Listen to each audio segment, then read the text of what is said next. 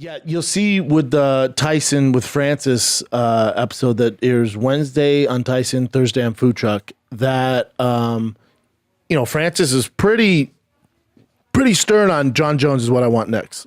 I want next, and he has no issues with him holding out for money. He says he deserves it. It makes sense. He'd do the same thing. So that's what he wants next. And I said, so if that doesn't happen, is like a Derek Lewis or Cyril Gahn or anything? He's like, no. John Jones is the fight. Unfortunately, though, Kevin showed me this tweet from Ariel Helwani. Well, basically, it's here. UFC has kicked the tires. Mm-hmm. UFC has kicked the tires on Francis Derek Lewis June 2nd, June 12th. Source say, how the time doesn't work for Ngannou, and I don't blame him. He just won the belt. Bigger story here, I must admit, is at least for now, they don't seem keen on waiting around for Jones. That's such a bummer if that's true. The disparity, the relationship between Dana and Jones is such a tragic thing. Tragic. The very best of all time and the president of the company, when you're talking egos, this is a number game. But you're talking Dana's egos get in the way of giving us the greatest fight in heavyweight history. Mm-hmm. It's such a bummer. Listen, I love Derek Lewis. I guess I want to see that. I don't want to see anything. I don't want to see anything talked about besides Francis versus John Jones. That's it, man. And get it done. I know. You got one job. Honestly, people do. I don't want that job. What are you talking about? Making fucking superstar matchups pretty fucking easy. 400 million, cry me a fucking river. Get it done, dude. Focus on that. Yeah, I wish. So since we're on John Jones, I saw him on Steve-O's podcast, the one that you were on before. Uh-huh.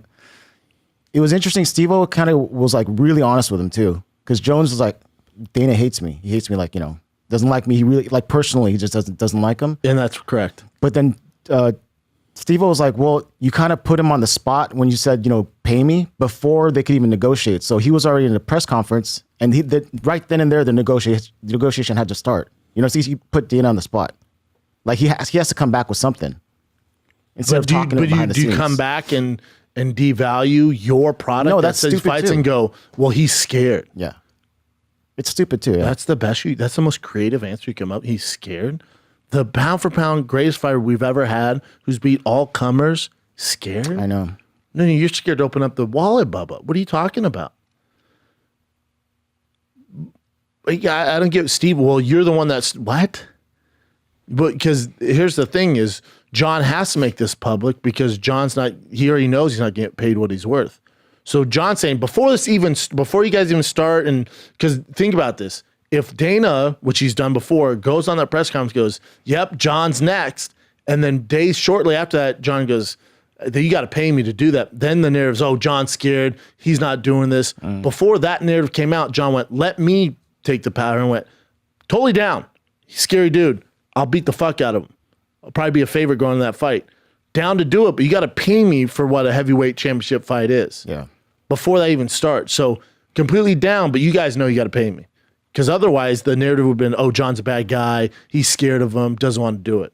So this is John taking the wheel going, no. Before you start slandering my fucking legacy, this is the reason why it's not getting done. Which I think is smart. As a fighter and a guy that knows the game, I think it was smart for John to come out before any of this bullshit got started, went completely down. Because I guarantee you, they went to John before this because they said there's rumors John was going to be cage side. Well, John didn't show up cage side because he knows they weren't going to give him the money he wants. So he's like, no, I'm not partaking in this.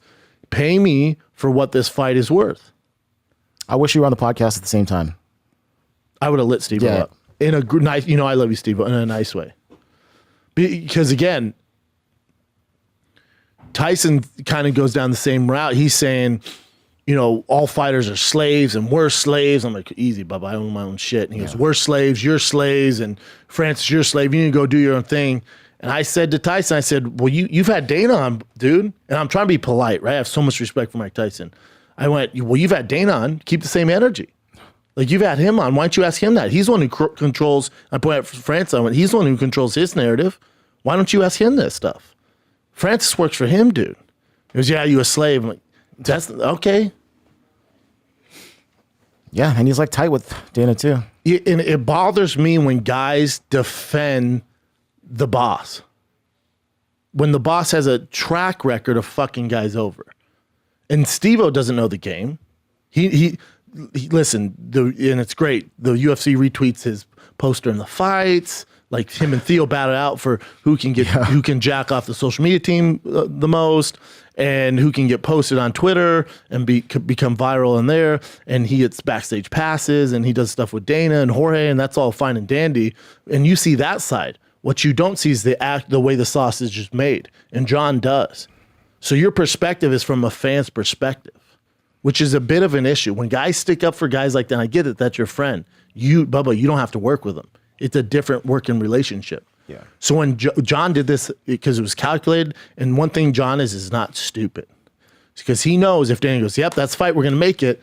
And then 2 days after, Danny goes, John's just he doesn't want it, not taking the money, you know? Yeah. Then John's like, yeah, bitch, because you're not, I don't mean saying bitch, but yeah, dude, because you're not giving me the money I deserve.